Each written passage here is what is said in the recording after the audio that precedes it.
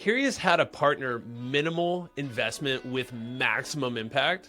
So Justin Abrams and I break down how to leverage small tests and increase your surface area for luck and build relationships that will propel your growth no matter what field you're in. Let's dive into it. Justin, we're doing this. It's great to have you here, my friend. How are you? I'm so good, man, and I'm so psyched to be here. This has been a struggle. Like, we have definitely taken our time to book this episode, and I appreciate you for bobbing and weaving with my crazy life. We'll unpack a little bit of it today, but Joe, I'm psyched to see you again on the podcast and join your show for a change. Yeah, man. I was just on yours, and I mean, like, well, strictly from nowhere, and you can find that.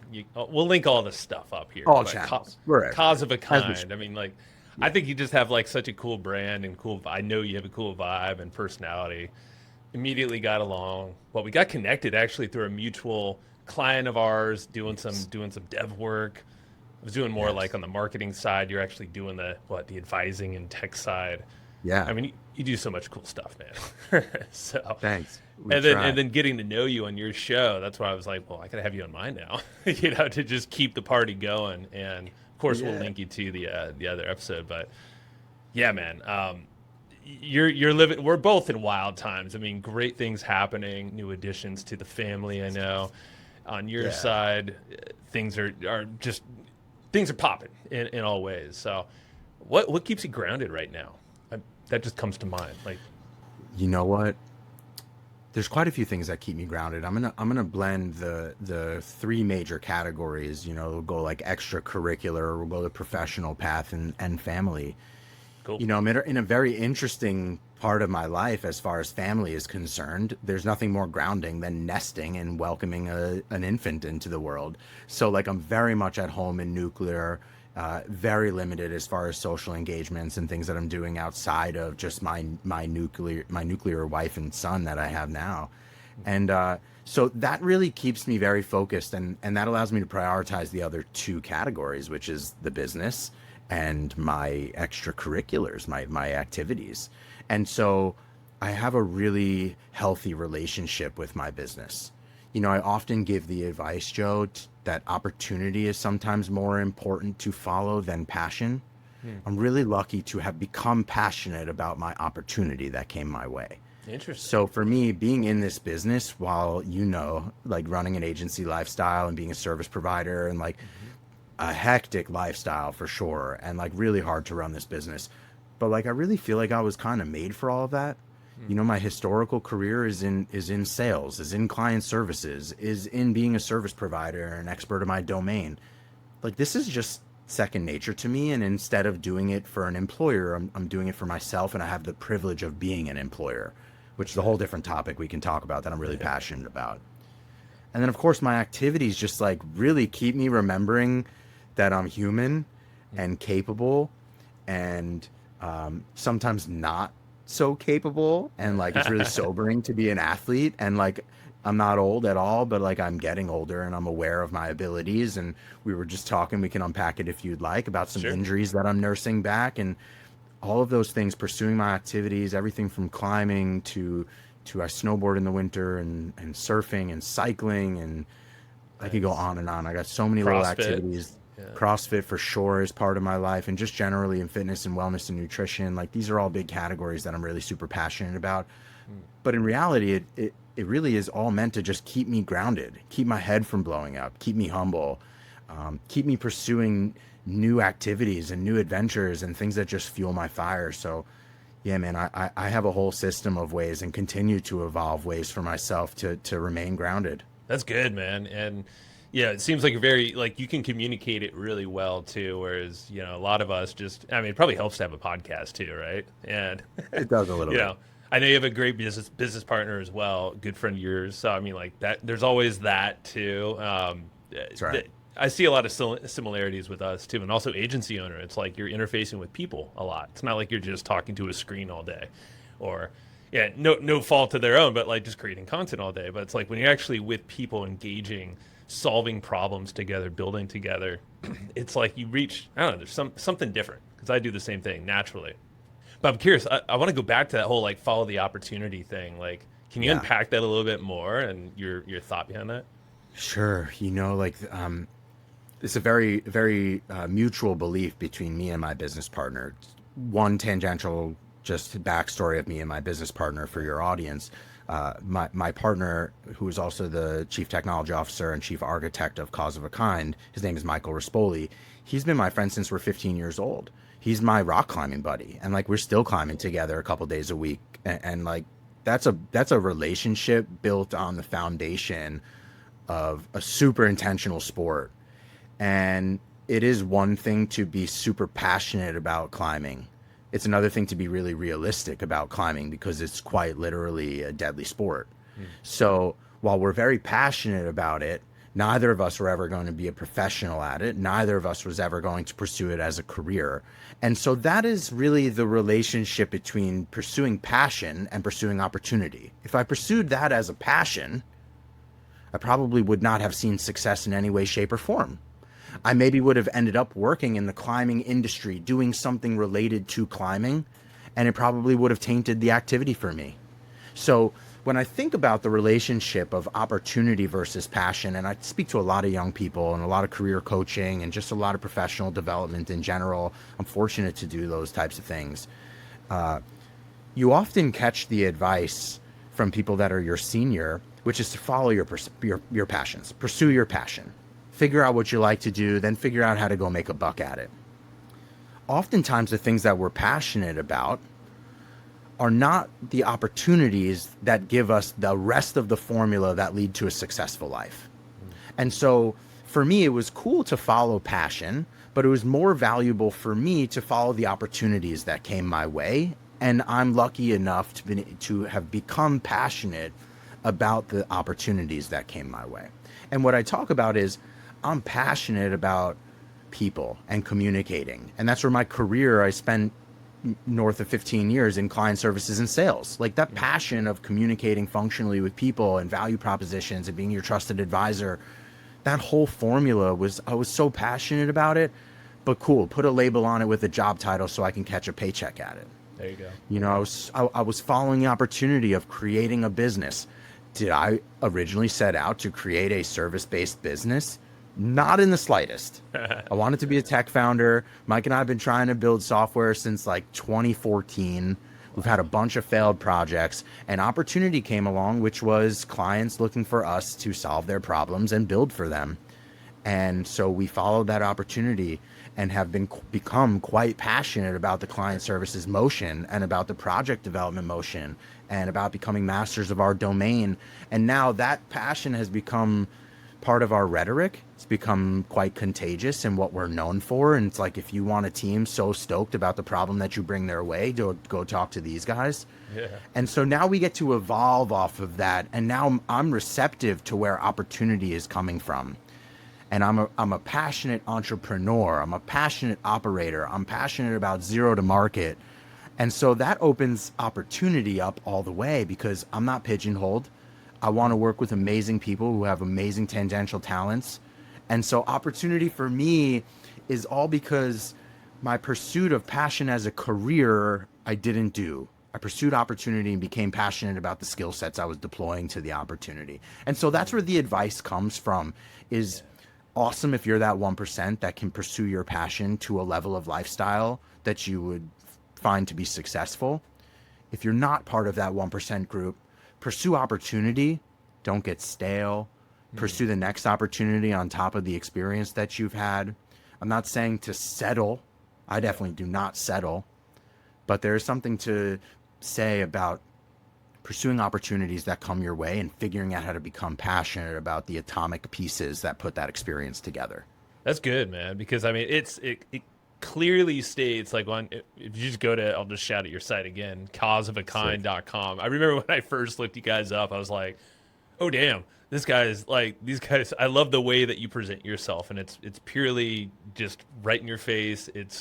It's not like as a jerk or anything. It's just straight up like, here's who we are. Never miss a website deadline again. What is the thing? Yeah, you basically are talking about, get a no bullshit quote right now. I mean, it's just the language you're using. You're just like, we're ridiculously easy to do business with. Want to hop on a quick call? The answer is always yes. Are there any issues that you find, or maybe like as you coach some folks or whatever, like navigating opportunity and like issues in getting passionate with an opportunity, or because like it can quickly lead to burnout for some folks if you don't approach it correctly. So opportunity shows itself in quite a few different ways. I often speak to young people that are in pursuit of their first job, and the hiring market for juniors in any category right now is really difficult. And you may be looking at a really long stint of unpaid internships, and lots of folks just cannot afford, literally financially afford an internship. They quite literally need the income. Mm. When that's the scenario, an opportunity comes calling, probably shouldn't have too much of an opinion about how you make money. And it's always easier to find a gig when you have a gig. Mm-hmm. That's age old wisdom and advice right there. So it really depends on where you are in your career projection. It really depends on what your network looks like. It really depends at where you are in the stages of your career. And so opportunity presents itself differently for the different stages. If I'm talking to a younger audience, it is about being employable. Demonstrate your ability to be employable. So if you made it through high school and you didn't have a job, I had my first job. I was 12 years old. I was a caddy at a golf course. Super Nice. accountable. It's the first time I ever got told F you to my face because of my performance was subpar. That's a way to learn I never fast, heard that huh? again. And that's the way to learn again. It's from some super rich local that won't pay you for your round because you just weren't good enough. And Yeah. so like getting a job, demonstrating you're employable, demonstrating that you have a pursuit of skills, no matter what job you get. Again, the lens you look through, you could become passionate about the core skills that you stitch together for that experience, or you could just be slogged by it. It could be a drag, but that's all about you, man. Like that's all about the person, and like it depends on the lens that you look in. Mm. I can honestly say I've had some really horrible jobs in my life, but I can dot them all together. I can stitch every single job as a formidable experience, and I can tell you a story from each one of those jobs that compounds today, 20 something years later, into a professional career. Now, opportunity for a more mature professional looks different. It looks like promotional opportunities. It looks like, is now the right time after raising kids to start that business I always wanted to start? It looks like the pursuit of financial freedom. It looks like the pursuit of travel and calming down and maybe distributing wisdom. And so opportunity presents itself, depends on where you are in the stage of your life cycle. But man, being a dad of young kids, being exposed to the youth and to the next generation of professionals that are out there, the number one thing that I implore is demonstrate employment. I don't care where you had a job. I don't care where you have a job currently. I care that somebody else has a litmus test on you and that you're proven.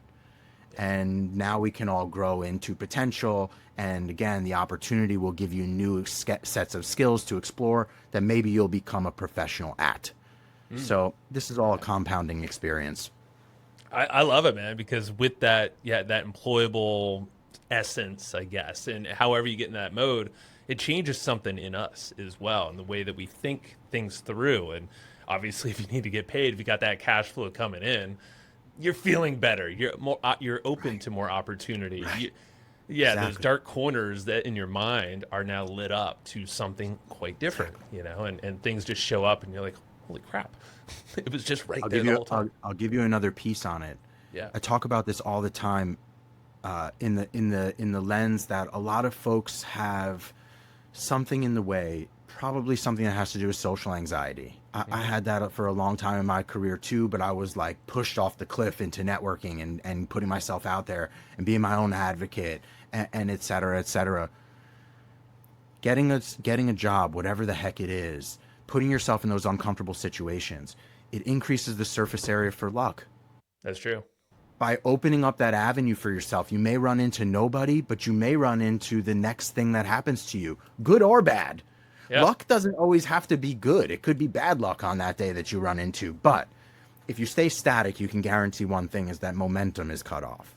And so Right. for anybody that is pursuing opportunity or they're passionate about something and want to explore it a little bit deeper, again, I specialize in that zero to market, that 0 to 1, that getting that minimum imaginative product off the ground And like, how can we figure out how to increase our surface area for luck?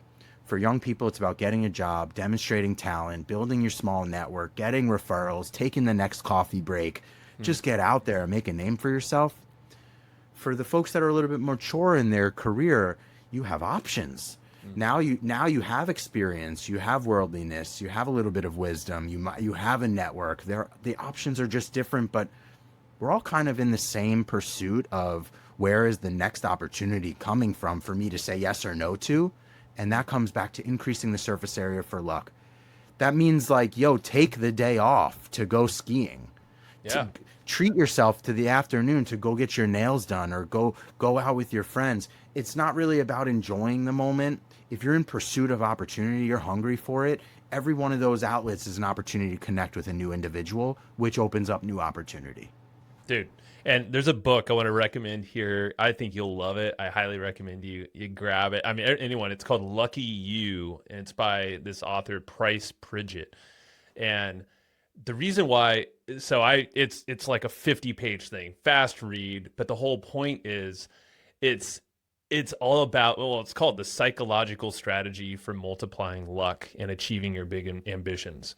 So Lucky You is the name. Right on me. It's not on Amazon. You actually have to buy it through his website. It's like a pamphlet style. Smart guy. This book, and also a series of other books, was recommended by my friend John Assaraf. And he was in The Secret, the movie, and like he's a local buddy of mine here in San Diego, mastermind. And he was like, Joe, read this book. And then he also, years ago, it was some other books, but this is his latest one. It's exactly what you're saying, Justin. It's basically like the more you put yourself out there, the more you say yes, the more that you actually engineer opportunity. Like, you have a choice to introduce more luck into your life.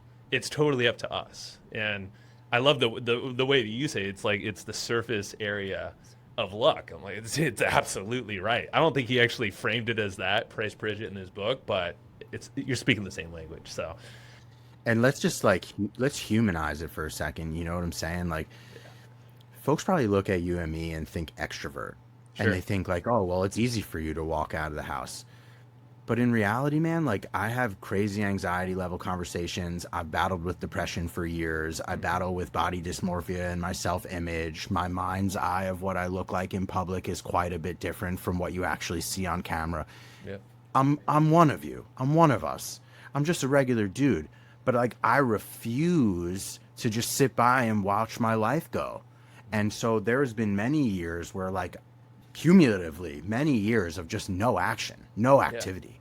Yeah. Yeah. I remember just like not feeling valuable, not feeling like I was worthy of any type of job or in pursuit, and I couldn't get an interview and like yada, yada. Like I remember all of that. And now it's in this perspective of like, I eat what I kill. So if I don't get out, if I don't go and hit the pavement and figure out where my next deal is coming from, I have a whole business that I have to make sure I can put payroll through. Employees, I gotta find. I have staff. I have a business partner. We both have families. Like the stakes are high. My house is leveraged. You know what I'm saying? Like there is no opportunity for me to sit, feel bad for myself, and complacent. Yet I battle with all of these things. That's just the reality of just being a man and being human. And so I don't have some crazy formula. I don't have like, you know, some spiritual coach that's taking me from left and right. Like I just have a refusal to just be regular. And like I have this saying, and my partner and I have this saying, which is like, I'd rather be canceled than irrelevant.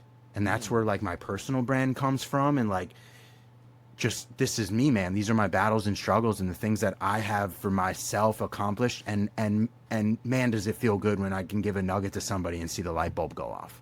Yeah, but I'm just a regular Joe Schmo, you know? Was there like, cause I'm right there with you, Justin. Very similar. Man. We're a mirror, right? Like we're all mirrors. I know. And, like I know physical activity for me, jiu-jitsu. For you, you do like, I mean, I do some other stuff, but you do like a whole myriad, whatever that word is. Yeah. Do you think that helps you break out of that a little bit, like to maybe not loosen you up, but at least open up a new layer? And then also, as you answer that, like, how do you get stuck? Like when you get stuck and when you got stuck in the past, like how do you feel like you've shaken yourself out of that rut? You know, I used to do my activities self-servingly. And if you look at the activities that I do, they're all very much individual contributor activities. I'm a rock climber. If you climb on rope, you need one other person on the other end of the rope, and like it's very much just like not a networking experience. I'm a CrossFitter. You can go to a class, keep your head down, do your exercise, and get out and go home. I'm a golfer. You could just join a foursome at your local municipal and like not make friends and not evangelize yourself and just play your round of golf, keep your head down. So forth and so on. You can ask me about every one of my activities. I use my activities as an opportunity to let my hair down, be authentically myself, and have unbarriered conversations that don't sound like sales pitches. Nice. So I show up to the gym and I prioritize the people that are standing around. I go out of my way to make that 5-second friend, have an introduction. What do you do? What are you building? What do you care about? And what ends up happening, again, it all comes back to increasing that surface area of luck. I can't tell you how many times I've been on the golf course that has turned into a lead opportunity for us and has turned into deals.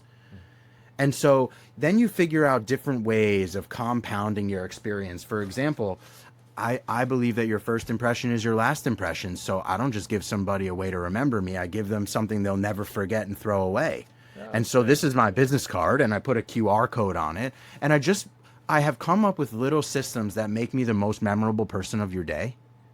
And so when I leave the house to go do the things I really enjoy, I have a conversation with myself in the car while I'm having anxiety about getting out and doing that thing, which is, it's okay if you want to go and be quiet and put your head down today, but you'll probably kick yourself if you realize that the person that was going to change your life was in that gym with you at that moment, was in that foursome with you while you were playing golf, was in the surf lineup with you, was at the campsite next over.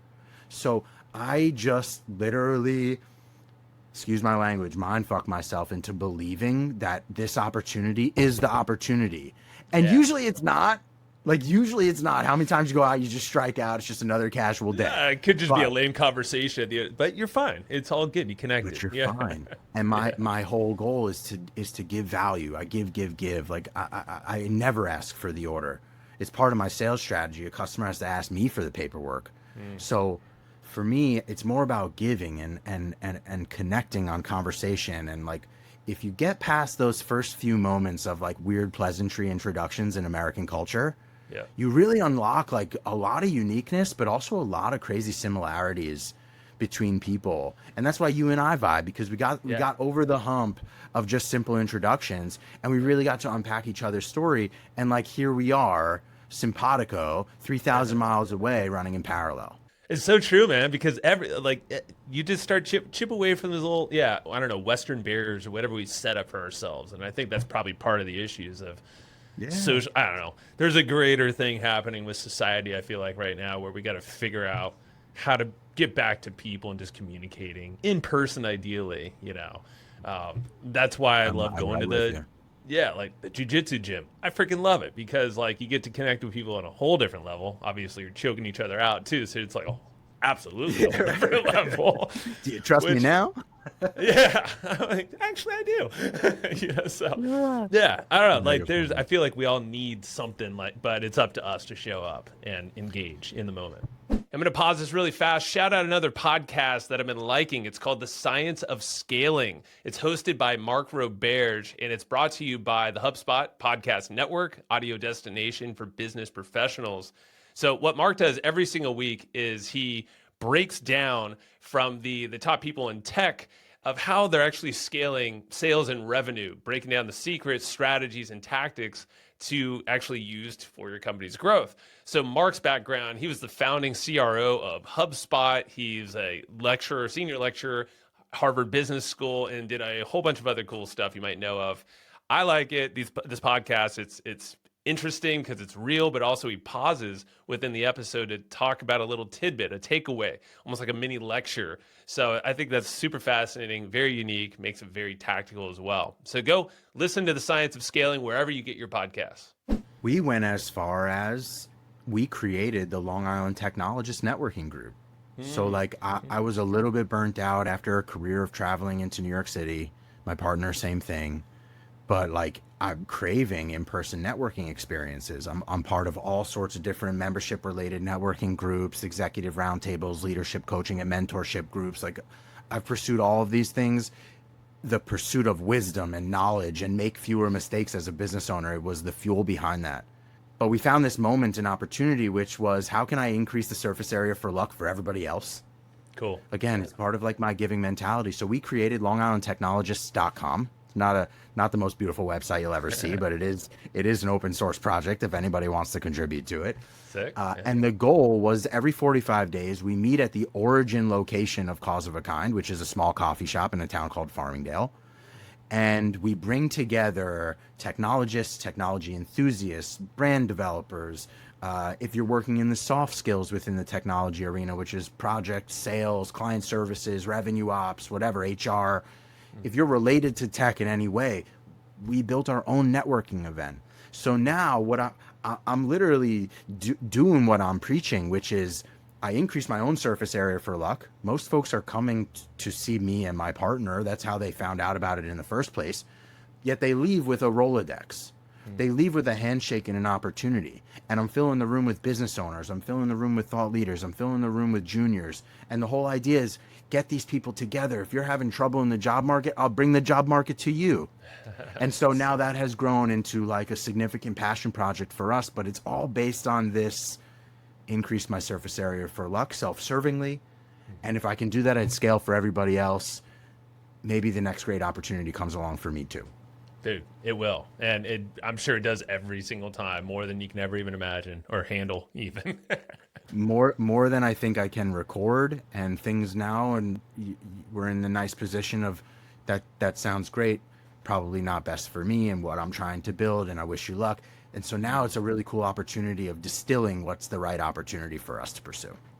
Yeah, that, and then you could pass it off to maybe someone in that network. Be like, correct. You know what? I know Jim over here. At the end of the day, I'm just the plug. I'm just the plug. I just want to connect two resources together. That's like so satisfying to me. I get so much out of that, man. Like, just fuels me. I don't even have to be part of the extended discussion, but like connecting two individuals together, let them watch and make some magic.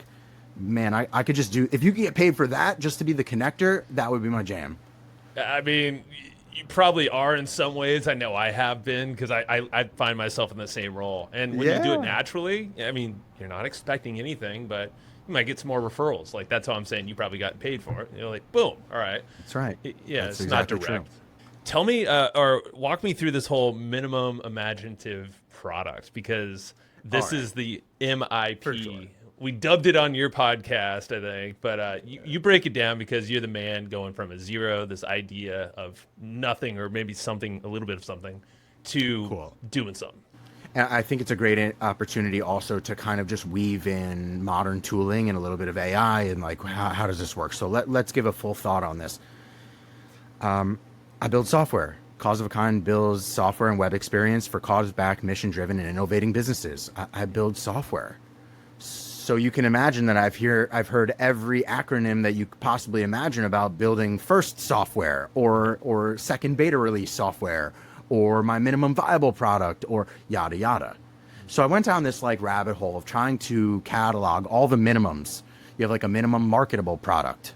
You have a minimum viable product, minimum revenue generating product. There's all these minimums, but there was never anything that had to do with the minimum idea.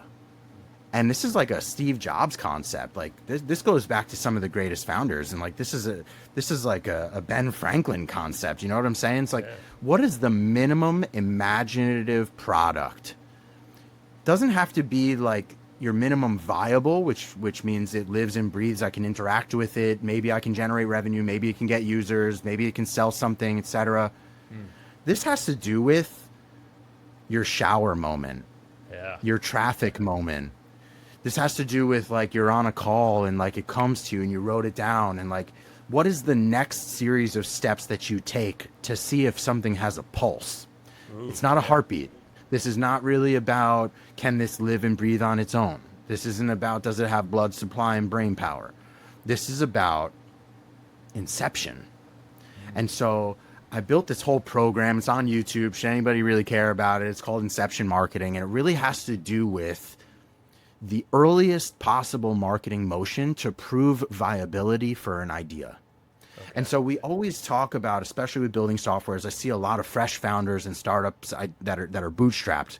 And you have to be very delicate with the bootstrapping entrepreneur. It's typically life savings. It could be retirement account. And it's somebody's emotional passion project that they've been thinking about for years. And lots of times they come with like this big baked product, this roadmap, this big design package, perfectly like this drawn big out branding, process map. Yeah. all this stuff. And I'm like, hey, the most expensive piece of this comes in twofold. One is building it, the other one is marketing it. And those are your two major expenses that you're up against. Of course, you can bloat in any other avenue. You can get super bloated in design, you can get super bloated in branding, and I've seen all of those things happen. But my fiduciary responsibility, without having a license on the line, my fiduciary responsibility from founder to founder is to make sure that if I build your idea, it fucking works. And that you're successful from that idea. And so the minimum imaginative product and my Inception marketing strategy is to test whether your idea has legs, has a pulse. And so I created this formula that gives folks the opportunity to use modern tooling. This is nothing out of the ordinary. This is like go on Instagram and figure out the keyword or hashtag strategy for like the atomic pieces of your idea. And is anybody having a conversation about that topic? And then categorize the signal. If nobody's having a conversation about it, that's a red flag. Yeah. Like, is it so unique and so original that there's no consumer market available for it?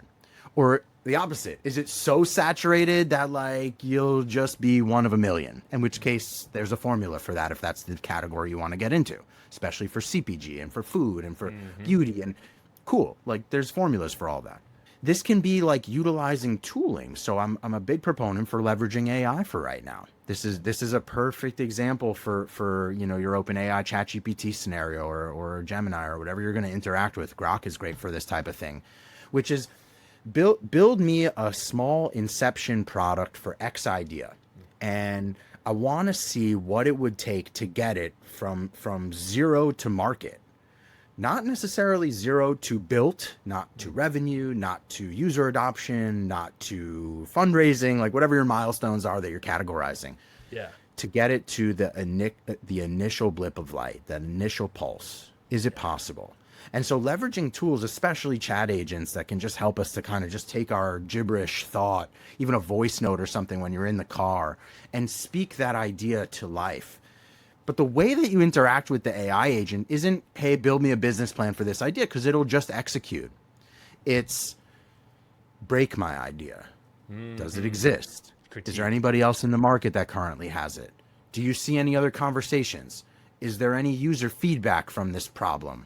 Can you take a look at forums like a Reddit, like a Quora? Can you take a look and see and build me a case as to why I should take the next step and make an investment in this? And so I'm using the tooling in a way which is helping me to protect myself. Am I going down a path that I should anticipate failure? In which case I need a different set of skills and body armor to protect myself along the way, versus how I built Long Island Technologists, for example. I ran this program through Long Island Technologists. I said, is there an appetite? So I used platforms like Eventbrite to see, is there a local appetite? And sure enough, you find that the historical technology-focused networking groups that have taken place are few and far between, but they all have sold out. Every time one of those come into play, they sell out. So, hey, that's a super good signal for me to say, hey, if I create one, it will sell out. So why don't we create one? If it doesn't sell out, I'll cancel the event. Like, protect myself from the public shame. Not that difficult to do. Yeah. Right. But sure enough, as you go through this formula and you figure out like, hey, okay, there's a market for this. It's not a saturated market. There's an opportunity here. I could put my wrinkle on this thing. Let's have the first one. And so that minimum imagination puts you down this pathway of just proving or disproving whether the problem is solvable. And then from there, you can then determine what's the next step that I need to take to make it a viable solution. And so this really came out of, I've heard every acronym under the sun for people building software and building businesses and companies and all these things. And I was like, hey, there has to be something that takes place prior to the minimum viable product, because most people are so far away from minimum viable product. Yep. I'm sure you know, but I'll say it just for theatrics. You have no idea how many people come across my desk that want to rebuild Uber or rebuild Etsy. And I'm like, you realize that the minimum viable product has to be at parity of one of these platforms, and these are billion-dollar publicly traded companies. Massive So platform. Yeah. we're not talking minimum viable because I know what viability looks like to compete in that arena. We're talking minimum imaginative. We're talking minimum marketable. Can you get people to drive to a landing page? We're talking minimum buyable. Can you have your first product that you sell for a fraction of what you anticipate just to see if there's throughput in generating revenue, and so forth and so on. There's this whole list of things that happen before minimum viability. See, this is why. This is probably why you could sell so many, and not sell, because people are inviting themselves to work with you as an agency of your own that helps bring people's web applications to life. You know, their web properties, whatever it is. Yeah. Because you're literally you're building trust through this process. It's rational. It's when you start to think about it, you're like, oh yeah, duh. I should probably prove out my idea in the smallest little bit possible first. Using next to no cash, maybe platforms we're already on, like Instagram or Eventbrite, or these free platforms. You don't have to drop 10, 100K or whatever it is to go build out your MVP. And then if you really take a look at a little bit of a dark side of building, especially in the technology arena, it's fashionable these days to pursue profitability. For the last 10, 15, 20 years of building software, it was unfashionable to be profitable. Right. And so it depends on where you're at in the stage of your life. But if you're a bootstrapping founder with a big idea, I implore you to pursue profitability. And so if the idea that you're thinking about sinking your life savings into does not have a path to profitability, hold on. Like save the nest egg. Put it in a savings account, high yield with 4.5% interest, like compound the cash in some creative way, deploy it in a way that'll make you income some other way. But if you can prove before you ever spent $1 on development that it's not going to work, that's also a very sobering experience to go through as well. And there are not very many founders out there that failed wisely. They fail having done the thing with the wisdom, having failed through the moment, having burned the cash pile, having burned the relationship with the engineer, having shipped it overseas and spent $160,000 where they thought it would be at a fraction of what they spent here locally, but they couldn't articulate the problem or whatever. So there had to be this life that occurs before you break ground. And so I wish that more service providers would take a little bit more of a trust-based, I call it fiduciary responsibility. I have a financial and compliance background. A fiduciary responsibility in the various stages that they contribute to. For example, if I was a brand designer, if that was like my thing and that's what people are coming to me for, I would take them through a process that determines whether their brand can live in that arena or not. And so I just don't know if service providers, there's probably a panic to acquire new customers. There probably is an uncertain economically, all sorts of different reasons that prevent people from taking that extra step.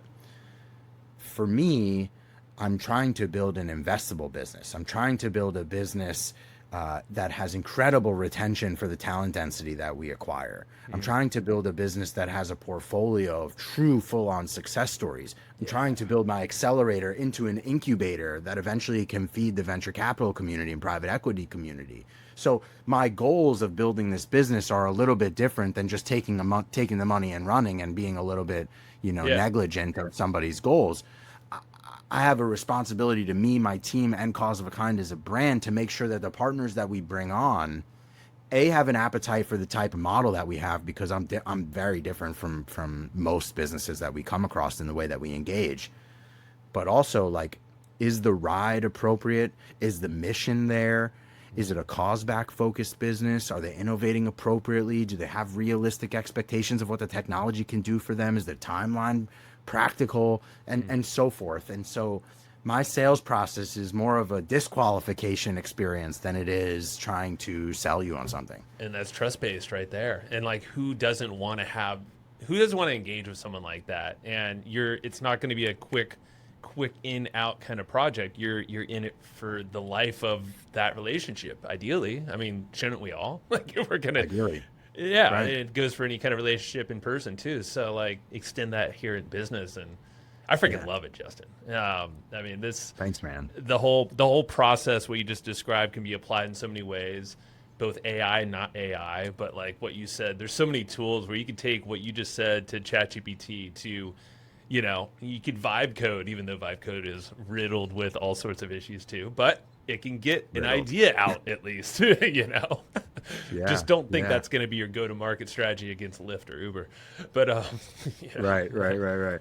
But dude, I mean, you got my brain spinning in so many ways, and I just love the perspective you bring, man. So Thanks, Joe. I want to wrap it up right here. But what's one? I always kind of think like, what are you most excited for? I mean, obviously, I think I know on a personal level what you're excited for. Yeah. Like, maybe you can say that too. But anything else, like in terms of just what we talked about, like growth. I would say in your next like 5 years, how do you think you're going to evolve into a whole different version of you?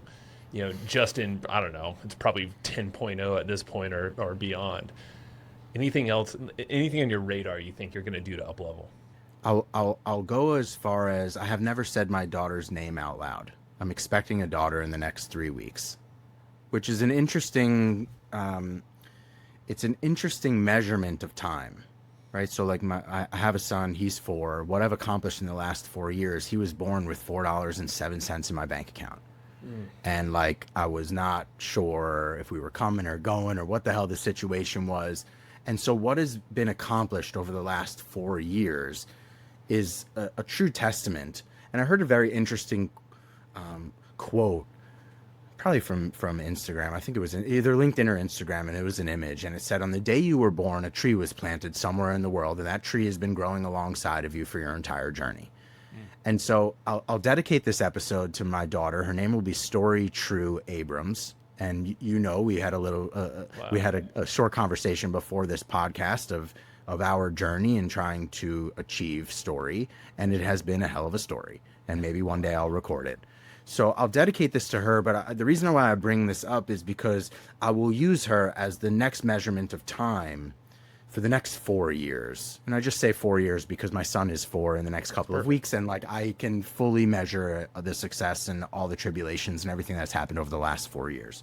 I don't know what's going to happen, but I do have hopes. And I don't even necessarily label them as goals, but I do have hopes. And they're hopes for me and my nuclear family, of course, but it's really hopes for my impact. And so I was fortunate enough to listen to a presentation not too long ago at the Long Island Technologists meetup, where the presentation was about what are the 2 words? If you had to summarize your personal brand into 2 words, what would it be? And shout out to Carolina Luna, my homegirl. And she gave an amazing presentation on distilling your personal brand. And if you have 1 second with somebody, what do you tell them is your purpose?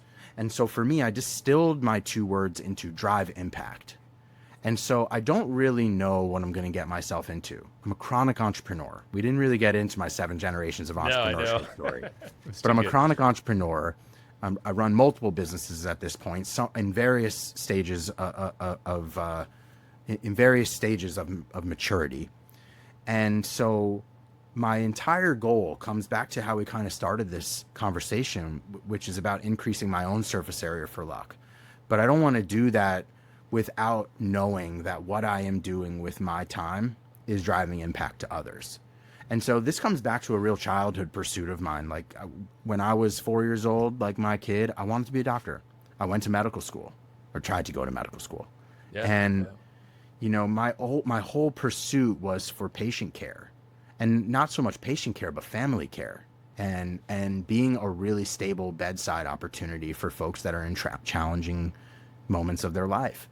And so I've carried that all throughout my experience, and it's what's made me a very good ambassador from a client services perspective for the companies that I work for. It's what makes me a trusted advisor through a sales process. It's what allows me to be a successful entrepreneur and pursue new businesses and be a great partner for strangers that come along my way.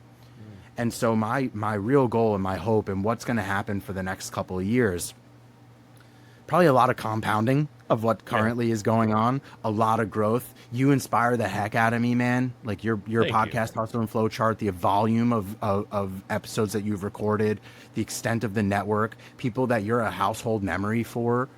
You know, I believe that we are chronicling with our podcast the journey of our life. And so I'm super bullish and passionate about my own podcast, and I can't wait for some of the folks that I emulate. You know, like I have this vision of having Stephen Bartlett, Diary of a CEO, on Strictly from Nowhere, and like standing toe to toe with a Titan. And like, I just like, man, the opportunity to drive impact to people. Those are the types of guys like that.